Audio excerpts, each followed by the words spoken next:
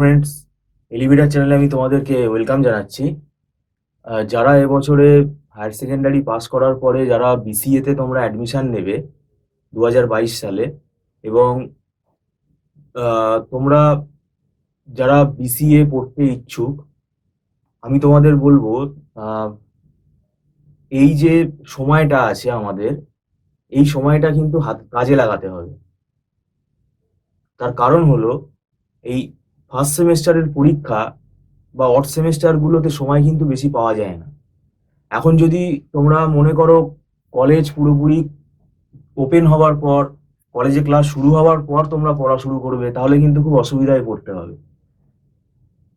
এবার ব্যাপারটা হচ্ছে, তোমাদের ফার্স্ট সেমেস্টারে দুটো সাবজেক্ট আছে, এর আগেও আমি বলেছি। কম্পিউটার সায়েন্সের দুটো সাবজেক্ট আছে, ডিজিটাল ইলেকট্রনিক্স আর সি প্রোগ্রামিং। তো এই দুটো সাবজেক্ট তোমাকে পড়া স্টার্ট করতে হবে। ডিজিটাল ইলেকট্রনিক্সের মধ্যে পুরোপুরি একটা ম্যাথামেটিক্যাল কনসেপ্ট, মুখস্থ করে সাজেশন করে কিছু লিখে আসার জায়গা নেই।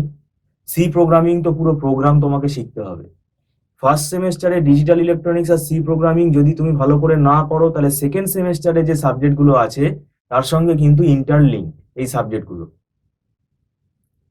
তো আমি তোমাদের আবারও বলছি, যদি তোমরা পড়া না স্টার্ট করো, কেননা সিলেবাস তোমরা ওয়েবসাইটে পেয়ে যাবে, ম্যাকাউট ইউনিভার্সিটির ওয়েবসাইটে তোমরা পেয়ে যাবে। সিলেবাসটা তোমরা দেখে তোমরা অ্যাটলিস্ট নিজেরা পড়া স্টার্ট করো। হ্যাঁ, এবার কিছু কিছু বই আমাদের ফলো করতে হয়, সেটা আমরা যারা টিচার আমরা তাদেরকে সেই বইয়ের ব্যাপারগুলো সাজেস্ট করি যারা আমাদের কাছে পড়ে। কারণ এখানে অনেক বই আছে, অনেক অথরের বই আছে। কোন বইগুলোতে একটু ভালো করে এক্সপ্লেনেশন আছে, কোন বইগুলো থেকে পড়লে জিনিসগুলো বুঝতে পারা যায়, সেগুলো আমরা জানি সেগুলো। তো তোমরা তোমাদের মতো রেফারেন্স বই ফলো করতে পারো। আর যদি মনে হয় না তোমরা একটা গাইডের হেল্প নিলে তোমাদের ভালো হয়, তাহলে তোমরা আমাদের সঙ্গে যোগাযোগ করতে পারো। আমাদের ক্লাস কিন্তু জুলাই মাসেই স্টার্ট করার প্ল্যান আছে, তাই তোমরা যদি খুব দেরি করে আসো তাহলে কিন্তু সমস্যা হবে। আর এই ডিজিটাল ইলেকট্রনিক্স আর সি প্রোগ্রামিং এর যে সিলেবাসটা, এটা আমি বলছি 9-10 মাসের সিলেবাস। ভালো করে যদি আমরা ডেপথে পড়ি তাহলে এই সিলেবাস কিন্তু অনেক বড় সিলেবাস। ডিজিটাল ইলেকট্রনিক্সে তোমাদের পুরো বাইনারি নাম্বার সিস্টেম আছে, বুলিয়ান অ্যালজেব্রা আছে, বুলিয়ান ম্যাথামেটিক্স আছে, তারপরে ডিফারেন্ট সার্কিট ডিজাইন আছে, combinational circuit, sequential circuit. Combinational সার্কিটের মধ্যে মাল্টিপ্লেক্সার আছে, ডিকোডার আছে, এনকোডার আছে, কম্প্যারেটর আছে, এইগুলো আছে, অ্যাডার আছে, সাবট্রাক্টর আছে। সিকোয়েন্সিয়াল সার্কিটে ওদিকে তোমার ফ্লিপ ফ্লপ আছে, রেজিস্টার আছে, এছাড়া ক্লক আছে, ক্লক জেনারেটর সার্কিট আছে, কাউন্টার আছে। মানে সিলেবাসটা কিন্তু অনেক বড়। প্লাস তোমার এদিকে সি প্রোগ্রামিং আছে। সি প্রোগ্রামিং তোমাকে একদম, মানে কি বলবো, বিগিনার লেভেলে তোমরা আছো।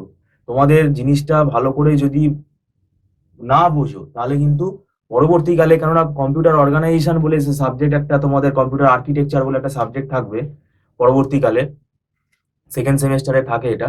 তো সেখানে দেখবে সি প্রোগ্রামিং এর কিন্তু তোমার কনসেপ্ট দরকার লাগছে। সি প্রোগ্রামিং ভালো করে না জানা থাকলে তুমি ভাবছো যে ওই সাবজেক্টগুলো তুমি পেরে যাবে, ওখানে সি প্রোগ্রামিং এর কিন্তু টাচ আছে, রিলেশন আছে। প্রত্যেকটা সেমেস্টারের সাবজেক্টের সঙ্গে কিন্তু রিলেশন আছে। আর যদি মনে করো না, ও পরীক্ষার আগের দিন পরীক্ষার 1 মাস আগে সিলেবাসটা নিয়ে বসবো, তখন আমি একটা সাজেশন করে আমি মুখস্থ করে চলে যাব, তাহলে এটা কিন্তু খুব ভুল হবে। আমাদের কিছু না, তোমরাই মুশকিলে পড়বে। তাই প্রথম থেকে বলছি, তোমরা সিলেবাসটাকে ভালো করে নজর দাও এবং অ্যাটলিস্ট তোমরা নিজেরা পড়া শুরু করো। যদি তোমাদের বুঝতে অসুবিধা হয় তাহলে কোনো না কোনো টিচারের তোমরা হেল্প নাও। আর আমাদের সঙ্গে যদি তোমরা যোগাযোগ করতে চাও, আমাদের অনলাইনে আমরা ক্লাস করাই, এবং তোমরা ডিস্ট্রিক্টের স্টুডেন্ট যদি হও তাহলে তোমরা অনলাইন ক্লাসে জয়েন করতে পারো, তোমাদের এটা সুবিধা হবে। আর ভিডিওটা সম্পূর্ণ দেখার জন্য থ্যাংক ইউ সো মাচ।